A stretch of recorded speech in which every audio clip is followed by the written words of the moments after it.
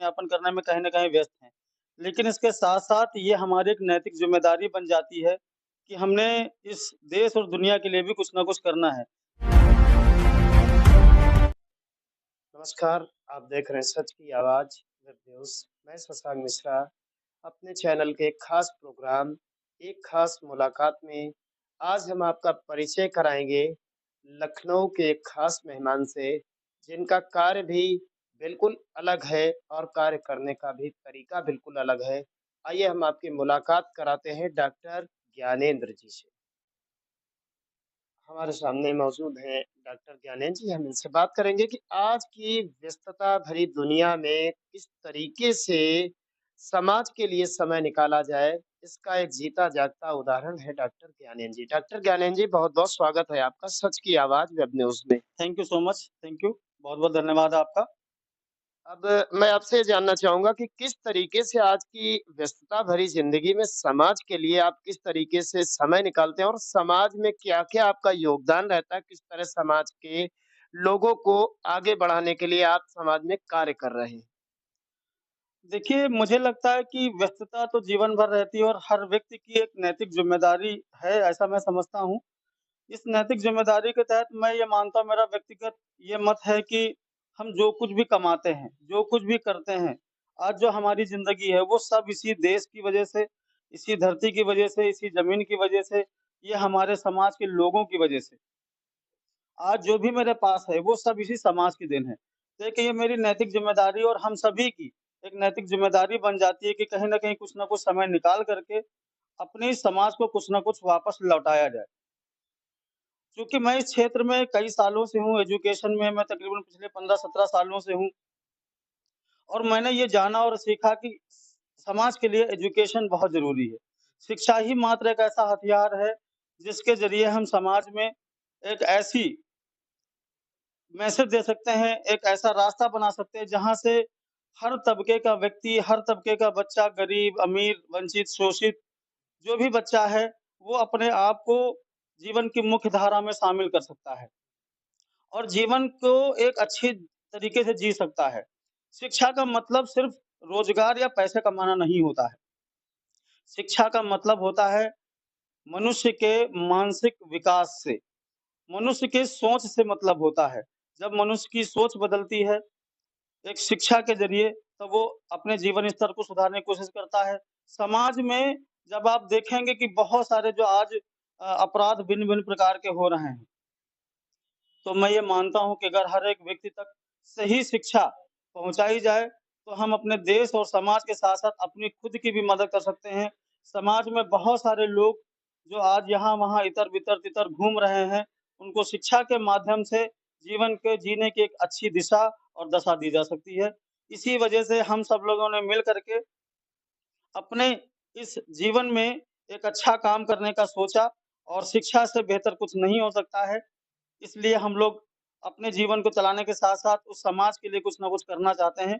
इसलिए शिक्षा के ज़रिए या अन्य तरीके से जो भी समाज की मदद हो सकती है, हम लोग पूरी कोशिश करते हैं कि वो किया जाए। डॉक्टर साहब आपका एक हमराही फाउंडेशन के नाम से फाउंडेशन चलता है। इसके मुख्य कार्य क्या हैं जो समाज में बदलाव लाने के लिए किए जाते हैं? अ, जो हमारा हमारा हमराही वेलफेयर फाउंडेशन है, ये कई सारे क्षेत्रों में काम कर रहा है। पिछले तकरीबन 10 से 12 सालों से हम ग्रामीण और शहरी क्षेत्रों में छोटे-छोटे गरीब बच्चों को जिनके पास उतने अच्छे साधन नहीं हैं शिक्षा के लिए, जिनके माँ-बाप के पास पर्याप्त मात्रा में धन नहीं है, उन बच्चों को ज़रूरी है अच्छी एजुकेशन। तो पिछले तकरीबन 10 सालों से हम लोग अलग-अलग ग्रामीण क्षेत्रों में शिक्षा के माध्यम से एक बदलाव लाने की कोशिश कर रहे हैं। साथ ही साथ हम अलग-अलग जगहों पर झुग्गी-झोपड़ी में रहने वाले गरीब, वंचित, शोषित जगहों पर जो व्यक्ति रह रहे हैं, उनको स्वास्थ्य के लिए जागरूक करते हैं और स्वास्थ्य के लिए हम लोग कैंप भी लगाते हैं। वहाँ पर बिल्कुल ही मुफ़्त में उनको दवाओं का वितरण किया जाता है। स्वास्थ्य के लिए कहीं न कहीं हम लोग जागरूक करने का काम करते हैं और उसके अलावा हम लोग वृक्षारोपण का, पौधारोपण का कार्य करते हैं। सड़क के किनारे या कई जगहों पर पार्कों इत्यादि पर हम लोग जो है वृक्षारोपण का काम करते हैं। जैसा कि हम देख रहे हैं कुछ सालों में हमारे इस धरती का जो कहीं न कहीं एनवायरनमेंट है, वातावरण है, पर्यावरण है, वो लगातार डिसबैलेंस्ड होता चला जा रहा है। उसका सबसे बड़ा कारण है पेड़-पौधों की कटाई। लगातार शहरीकरण होने की वजह से लोग पक्के मकान, पक्की सड़कें, पक्के घर चाहते हैं और ऊँचे-ऊँचे बिल्डिंग्स चाहते हैं, अपार्टमेंट्स चाहते हैं, ऊँचे-ऊँचे ब्रिज चाहते हैं। जिस डेवलपमेंट की वजह से जो अभी तक बहुत सारा हरा-भरा जो हमारा देश, हमारी धरती हुआ करती थी, वहाँ पर हज़ारों, लाखों, करोड़ों पेड़-पौधों की कटाई की गई, जिसकी वजह से हमारे धरती का लगातार तापमान बढ़ रहा है। साथ ही साथ में प्रदूषण की वजह से तमाम सारी जगहों पर जो गाड़ियाँ हैं, आज आप हर तरफ हम लोग देख सकते हैं कि गाड़ियों की संख्या लगातार बढ़ती चली जा रही है, जिसकी वजह से पॉल्यूशन है। हर घर में एसी 1 नहीं 2-2 3-3 4-4 एसी हम लोग बैठे हैं इस माहौल में, यहाँ पर भी एसी लगा हुआ है। एक मिनट, इस जी, बार की जो 2024 की गर्मी हुई, जी, इस गर्मी ने भारत के लोगों को हिला कर रख दिया। बिल्कुल। और ऐसे में जगह-जगह से हमने समाचारों के माध्यम से भी देखा, तमाम खबरों के माध्यम से देखा, सोशल मीडिया के माध्यम से भी देखा कि लोगों के अंदर वृक्षों के प्रति एक सम्मान की दृष्टि नज़र आई। लेकिन ये सिर्फ़ क्या सोशल मीडिया तक ही सीमित रही या कुछ युवाओं ने इस पर बढ़-चढ़ कर काम किया? बिल्कुल, हमने इस बार देखा कि कुछ राज्यों में 50 डिग्री सेंटीग्रेड तक तापमान गया है। जहाँ हम लोग बैठे हैं, यहाँ पर 2 सालों से लगातार हम देख रहे हैं कि 47-48 डिग्री के ऊपर टेम्परेचर चला जा रहा है। ये बहुत ही सोचनीय और बहुत ही चिंता का विषय है हमारे देश के लिए, धरती के लिए, पूरे विश्व के लिए। लेकिन जो हमने सोशल मीडिया प्लेटफ़ॉर्म्स के ज़रिए देखा और जो आप सभी पत्रकार बंधुओं ने बहुत सारा जो लोगों तक इस तरह के मैसेजेस पहुँचाए, उन लोगों में वाक़ई एक बहुत अच्छी जागरूकता आई है। लोगों ने उस चीज़ों को सिर्फ़ दिखाने के लिए नहीं, ज़मीन पर भी काम किया। तमाम सारे युवाओं ने बढ़-चढ़ के हिस्सा लिया है। इसमें हमारा सरकार, हमारे आस-पास के लोग बहुत सहयोग कर रहे हैं और हमारी टीम ने कई जगहों पर जाकर के वृक्षारोपण कार्य करने का कोशिश किया। वहाँ पर तमाम लोगों ने मदद किया और बढ़-चढ़ के हिस्सा लेकर के हमको प्रोत्साहित किया और हमने भी लोगों को कहीं न कहीं देखा और ये देख कर के बड़ी खुशी हुई कि लोगों ने अब अपने पर्यावरण को लेकर के लोग चिंतित हो रहे हैं और लोग फ्रंट पे आकर के उसके लिए काम करना स्टार्ट कर दिए हैं। ये बहुत खुशी की बात है। सर, एक सवाल वृक्षारोपण पर और है कि सरकारें तो हम पिछले कई सालों से देखते चले आ रहे हैं, लगातार हर साल वृक्षारोपण भारी मात्रा में कराया जाता है। लेकिन उसके बावजूद भी जो वृक्षों को बचाने का कार्य है, वो उसका परसेंटेज मान के चलिए बहुत ज़्यादा कम है। तो सरकार को क्या ऐसा करना चाहिए कि क्या संख्या से ही वृक्षारोपण होना चाहिए या फिर उनको बचाने से? सर मैं ये मान के चलता हूँ कि सरकार जो भी करती है वो अपने हिसाब से बहुत अच्छा करने की कोशिश करते भी हैं। लेकिन बहुत सारे वृक्षों को वितरित कर देना या लोगों को उसके लिए सिर्फ़ जागरूक करने भर से काम नहीं चलेगा। लोगों को ज़िम्मेदार लोगों को फ्रंट पे आकर के काम करना चाहिए। भारी संख्या में वृक्षों का, पौधों का वितरण हमें लगता है कि इसका समस्या का समाधान नहीं है। इस समस्या का समाधान है हम जितने पौधे लगा रहे हैं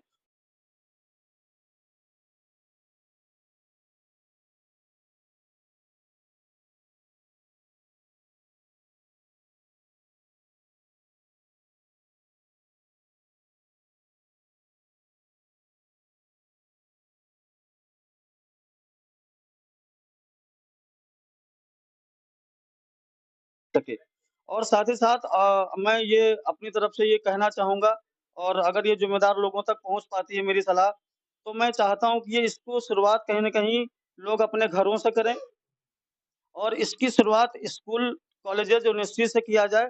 जो भी वहाँ पर पढ़ने वाले बच्चे हैं, उनको जागरूक करने के साथ-साथ उन बच्चों के लिए एक बाउंडेशन कर दिया जाए कि वो हर हाल में, हर साल 1 पौधा ज़रूर लगाएँ और जब तक उनकी एजुकेशन पूरी नहीं होती है, कोई भी डिग्री, डिप्लोमा पूरा नहीं होता है, तब तक वो उसकी देखभाल करें और उस पर कहीं न कहीं बच्चों को बाउंड करने के लिए एक ये भी नियम बना देना चाहिए कि जो भी बच्चे डिग्री या डिप्लोमा ले रहे हैं, ग्रेजुएशन कर रहे हैं, वो अगर पौधे लगाते हैं और उन पौधों की देखभाल सही तरीके से नहीं होती है, तो उनको डिग्री, डिप्लोमा नहीं दिया जाएगा। अगर इस तरह का हम डर लोगों के अंदर पैदा करें और उसके लिए जागरूक करें, तो मुझे लगता है कि ये परिणाम बहुत अच्छा आएगा। साथ ही साथ जो रोड साइड पे पेड़-पौधे लगाए जाते हैं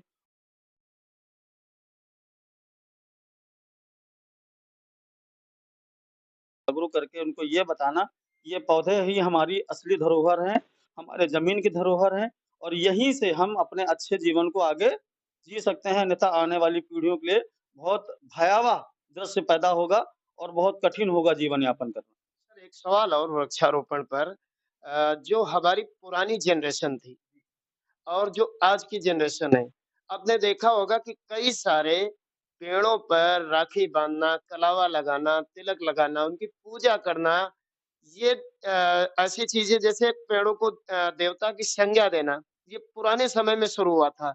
लेकिन नई जनरेशन उससे दूर भाग रही। कहीं न कहीं जो पुराने लोगों की सोच थी वो बढ़िया थी या जो नई जनरेशन की पेड़ों के प्रति सोच है वो अच्छी? सर जो भी आज हमारे इस धरती पर है, जो हमारे आस-पास पेड़-पौधे दिखाई देते हैं, ये हमारे पूर्वजों की देन है, हमारे पहले की पीढ़ियों की देन है। आज का जो जनरेशन है, उसे फैशन चाहिए, जल्दबाज़ी है ज़िंदगी में, उसे खूबसूरती चाहिए। खूबसूरती जो दिखावटी है, चंद लम्हों की है, इसी वजह से सारे इतने सारे पेड़-पौधों का कटान चल रहा है। हमारे जो पूर्वज थे, उन्होंने पेड़-पौधों को देवी-देवताओं का स्वरूप सिर्फ़ इसलिए दिया ताकि इसी बहाने हम उन पौधों की पेड़ों की रक्षा कर सकें, उनको काटा ना जाए। किसी भी चाहे वो पीपल के पेड़ हों, बरगद के पेड़, हिंदू रीति-रिवाज में आज भी इसका पूजन किया जाता है, इसकी पूजा की जाती है। सिर्फ़ एक ही कारण है, ये मैं मानता हूँ कि हमारे जो पूर्वज थे बहुत ही दूरदर्शी थे और विज्ञान की उनको जानकारी बहुत अच्छी थी। भले ही उनके पास में शिक्षा किताबों की कम थी। उनको पता था कि पीपल का पेड़ है वो बहुत अधिक मात्रा में ऑक्सीजन देता है, बरगद का पेड़ जो है बहुत अधिक मात्रा में ऑक्सीजन देता है। इस वज़ह से उसको किसी न किसी देवी-देवता का स्वरूप देकर के उसका पूजा-पाठ करना, उसको बचाए रखने का एक अच्छा कहीं न कहीं उपयोग था। एक हम लोग उस चीज़ों को मानते चले आए, लेकिन अभी आज का युवा उससे दूर हो रहा है और ये दुर्भाग्य की बात है। हम भले ही अगर सोच बदल रहे हैं, उन पे देवी-देवता नहीं देख पा रहे हैं, तो वो अलग बात है। लेकिन समझने की ये बात है कि आखिर इनके पीछे कारण क्या थे और हमें ये आने वाले समय के लिए क्यों ज़रूरी है, क्यों करते रहें, ये समझना बहुत ज़रूरी है। जैसे कोविड-19 के दौरान एक ख़ास चीज़ देखी गई कि जो जनरेशन शहर में आकर के जो प्राकृतिक पर्यावरण था उससे दूर थी।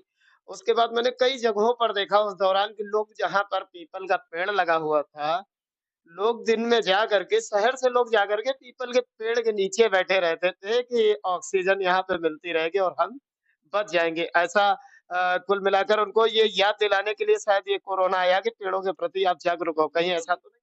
बिल्कुल, देखिए ये जो कोविड-19 आया इसमें लोगों के अंदर कई सारे प्रकार की जागरूकताएँ फैली। लोगों को अपने धरती का रख-रखाव, अपने वातावरण का रख-रखाव, पेड़-पौधों का रख-रखाव, ये लोगों को समझ में आया। लोगों ने ऑक्सीजन की वैल्यू को समझा। अगर हम लोग इस चीज़ को देखें कि हम जो ऑक्सीजन ले रहे हैं, उसकी कीमत क्या है? चूँकि हमको फ्री में मिल रही है इसलिए हमने इसकी कीमत को नहीं समझा। लेकिन कोरोना ने हमको ये बताया कि जो हम एक बार साँस लेते हैं, उसकी मिनिमम कीमत ₹16 है। जब हमने देखा कि लाखों रुपए का ऑक्सीजन सिलेंडर बिक रहा था और जब साँसों की काउंटिंग की गई, तो देखा गया कि लगभग 1 साँस की कीमत लगभग ₹16 आती है। और सोचिए कि हम 24 घंटे में कितनी बार ऑक्सीजन लेते हैं और छोड़ते हैं इसी वातावरण में, तो हमारे लिए कितनी मूल्यवान हुआ। तो पीपल का पेड़ हो, चाहे बरगद का पेड़ हो या कोई भी पेड़-पौधे हमें 24 घंटे ऑक्सीजन देते हैं। ये हमारे रक्षक हैं, हमारे आने वाली पीढ़ियों के रक्षक हैं। ये समझना चाहिए और लोगों को इस बात को ध्यान रखना चाहिए कि ये पेड़-पौधे ये हमारे लिए जीवन है और हमराही वेलफेयर फाउंडेशन इसके लिए पुरज़ोर कोशिश कर रहा है, लगातार कोशिश कर रहा है कि लोगों के अंदर इस तरह की सोच को बदला जाए कि जो लोग पेड़-पौधों को कहीं न कहीं इम्पोर्टेंस या महत्व कम दे रहे हैं, लगातार कटान की तरफ बढ़ रहे हैं, उनको सोच के बदलने की ज़रूरत है। हम लोग पौधारोपण के लिए लगातार कार्य कर रहे हैं और लोगों को जागरूक करने का काम कर रहे हैं और मुझे पूरी उम्मीद है कि आप लोगों के सहयोग से और लोगों के अंदर एक अच्छा जो शिक्षा है वो जा रही है और लोग इसके लिए बहुत अच्छी तरीके से चिंतित होकर के वो फ्रंट पे आकर के काम करना शुरू कर रहे हैं। सर एक सवाल और, हमराही वेलफेयर फाउंडेशन के बारे में जहाँ तक मैंने सुना है, तो महिला सशक्तिकरण के लिए भी कुछ कार्य कर रही है, उस पर भी थोड़ा-सा प्रकाश। सर हमारा जो मैं कुछ शॉर्ट में 2-3 उद्देश्य बता देता हूँ कि हमराही वेलफेयर फाउंडेशन के हमारे मुख्य उद्देश्य ये हैं कि गरीब, वंचित, शोषित बच्चों को, बूढ़ों को, बुजुर्गों को सही शिक्षा, जागरूकता देकर के उनको जीवन की मुख्य धारा में शामिल करना, ये हमारा मुख्य उद्देश्य है। साथ ही साथ में लोगों को स्वास्थ्य और पर्यावरण के लिए जागरूक करना, लोगों को जीवन के लिए अच्छी शिक्षा देना और जीवन यापन करने के लिए किस तरह से वो रोजगार की तरफ जाएँ, ये हमारे लिए कितना महत्वपूर्ण है। लोगों को रोजगार देने में हम लोग मदद करते हैं। उनको सही शिक्षा के माध्यम से सही-सही नए-नए स्रोत हम लोग बताते हैं कि कहाँ से उनको अच्छा रोजगार मिल सकता है। साथ ही साथ जैसा आपने बताया महिला सशक्तिकरण, वीमेन एम्पावरमेंट की, तो हमराही वेलफेयर फाउंडेशन कई अलग-अलग तरीकों से गर्ल्स एजुकेशन के लिए मुख्य प्राथमिकता दे रहा है। वुमेन्स एम्पावर के लिए महिलाओं को उनके स्वास्थ्य के प्रति जागरूक करके, महिलाओं को शिक्षित करके, महिलाओं को रोजगार में बढ़-चढ़ के हिस्सा लेने के लिए, खासकर शिक्षा में हम कहते हैं कि अगर कोई एक महिला शिक्षित होती है, तो एक पूरे परिवार को, पूरे समाज को शिक्षित करती है। जब एक पुरुष शिक्षित होता है, तो वो स्वयं शिक्षित होता है। 4 लोग शिक्षित होते हैं, लेकिन महिला की शिक्षा ले लेने से, शिक्षित हो जाने से सैकड़ों लोगों को शिक्षा मिल जाती है। एक पीढ़ी दर पीढ़ी उसका कहीं न कहीं आगे बढ़ाव चलता रहता है। तो वुमेन एम्पावरमेंट को लेकर के हम मजबूत काम करने की कोशिश कर रहे हैं। महिलाओं को हमराही वेलफेयर फाउंडेशन उनका स्वागत करता है कि वो आएँ और महिलाओं को शिक्षा, स्वास्थ्य, रोजगार के लिए जागरूक करें और हमारे साथ आकर के महिलाएँ अपने पावर को, अपनी शक्ति को पहचानें, ठीक है? और ताकि हम समाज को और बेहतरीन विकसित कर सकें, जहाँ पर महिलाओं का सहयोग मिलना शुरू हो जाता है जिस परिवार को अब हम ये सोच सकते हैं कि अगर एक महिला परिवार को जब मदद करना शुरू करती तो वो परिवार कितना विकसित हो जाता है। अगर महिलाएँ आकर के देश की विकास में अपना सहयोग करना शुरू कर दें, तो देश की विकास की जो दर है, वो कई गुना तेज़ हो जाएगी। इन महिलाओं के लिए मैं हार्दिक शुभकामनाएँ देता हूँ, उनका स्वागत करता हूँ। लेकिन इसके साथ-साथ ये हमारी एक नैतिक ज़िम्मेदारी बन जाती है कि हमने इस देश और दुनिया के लिए भी कुछ न कुछ करना है। ये लोग हमारे ही हैं, कहीं बाहर से नहीं आए। इन झुग्गी-झोपड़ियों में रहने वाले गरीब लोग, वंचित शोषित लोग ये कहीं बाहर के नहीं है, हमारे देश के, हमारे समाज का एक हिस्सा हैं। इनकी मदद करना हमारा एक ज़िम्मेदारी है। इसलिए मैं आज की युवा पीढ़ी से, सभी महिलाओं से, सभी बच्चों से, बच्चियों से, युवाओं से, छात्र-छात्राओं से, सभी से ये निवेदन करूँगा कि प्लीज़ आप हमारे इस हमराही वेलफेयर फाउंडेशन में आएँ और हमारे साथ इस अभियान में हमारा हिस्सा बनें, सहयोग करें। ताकि हम और ताकत के साथ में देश और समाज के लिए एक अच्छा प्लेटफ़ॉर्म तैयार कर सकें, लोगों को अच्छी ज़िंदगी जीने में, देने में अपनी मदद कर सकें। ऐसा मेरा एक निवेदन है और हमराही वेलफेयर फाउंडेशन आपका तहे दिल से स्वागत करता है और इस ताकत को मजबूत बनाने के लिए आप सभी का बहुत-बहुत धन्यवाद है, आभार है। आप हमसे कॉन्टैक्ट कर सकते हैं। मेंबरशिप के ज़रिए जो भी जिसकी जो भी इच्छा हो, कोई ज़रूरी नहीं कि आप आर्थिक रूप से ही मदद करें। अगर आप शारीरिक रूप से अगर आप शिक्षित हैं, अपने इस जीवन यापन करते हुए ज़िंदगी में अगर आप आधा घंटा, 1 घंटे का समय निकाल कर के हमारे इन सेंटर्स में बच्चों को पढ़ा सकते हैं या जब कभी भी हम कई सारे प्रोग्राम्स ऑर्गेनाइज़ करते हैं, वृक्षारोपण के लिए स्वास्थ्य शिविर लगाते हैं या कई सारे और अलग-अलग जगहों पर भोजन वितरण, वस्त्र वितरण के लिए हम लोग कई सारे कार्यक्रम करते हैं, उसमें आप आइए, सहयोग कीजिए, जैसे भी जो भी आपकी इच्छा हो, जिस तरह से आप चाहते हैं, आप हमारे साथ आएँ और हमारा साथ दें। ये हमारी एक ज़िम्मेदारी है और देश हमारा है। यहाँ इसकी वृद्धि के लिए, विकास के लिए कोई बाहर से नहीं आने वाला है। हमको ही और आप सबको मिलकर के कुछ न कुछ करना पड़ेगा। तभी हम एक अच्छे मजबूत राष्ट्र की, एक समृद्ध और संपन्न राष्ट्र की कल्पना कर सकते हैं और उसमें अपना सहयोग दे सकते हैं। इसी के साथ मैं आपका बहुत-बहुत धन्यवाद करना चाहूँगा, आभार प्रकट करूँगा और सच की आवाज़ लगातार इस आवाज़ को लोगों तक पहुँचाता रहे, हमारी शुभकामनाएँ हैं। बहुत-बहुत धन्यवाद। बहुत-बहुत धन्यवाद। हमारे साथ डॉक्टर ज्ञानेंद्र जी जो हमराही वेलफेयर फाउंडेशन के चेयरमैन हैं और इनसे बात करके कई सारी चीज़ें जो समाज को आज की ज़रूरत है, उन चीज़ों को पहुँचाने में ये समाज की मदद कर रहे हैं। जैसे कि आप को बताया कि शिक्षा जो एक मूलभूत ज़रूरी चीज़ है, जो बच्चे नहीं पढ़ पा रहे हैं, उनके लिए शिक्षा की व्यवस्था गाँव-गाँव इनके फाउंडेशन के द्वारा कराई जाती है और इसके अलावा वृक्षारोपण जो पर्यावरण का एक बहुत बड़ी ज़िम्मेदारी है, लोग पर्यावरण के प्रति जागरूक हों, उसके लिए वृक्षारोपण का कार्यक्रम चलाते हैं और इसके साथ-साथ वुमेन एम्पावरमेंट महिला सशक्तिकरण, इनका मानना है कि जब महिलाएँ सशक्त होंगी, तो हमारा देश पूर्णतया विकसित होगा, विकसित भारत की परिकल्पना साकार होगी, क्योंकि वही देश विकसित होता है, वही राष्ट्र विकसित होता है, जिस राष्ट्र की महिलाएँ भी पुरुष के बराबर कार्य करती हैं, महिलाएँ साक्षर होती हैं, महिलाएँ शक्तिशाली होती हैं, वो देश विकसित होने से नहीं रुक पाता है। और इतना अच्छा कार्य डॉक्टर ज्ञानेंद्र जी का है, जो समाज में एक नई ऊर्जा के साथ कार्य कर रहा है और एक नए बदलाव की तरफ समाज को ले जाने का कार्य कर रहा है। लोगों से अपील है कि हमराही वेलफेयर फाउंडेशन से जुड़ें और लोगों को जुड़वाएँ और लोगों को जागरूक करें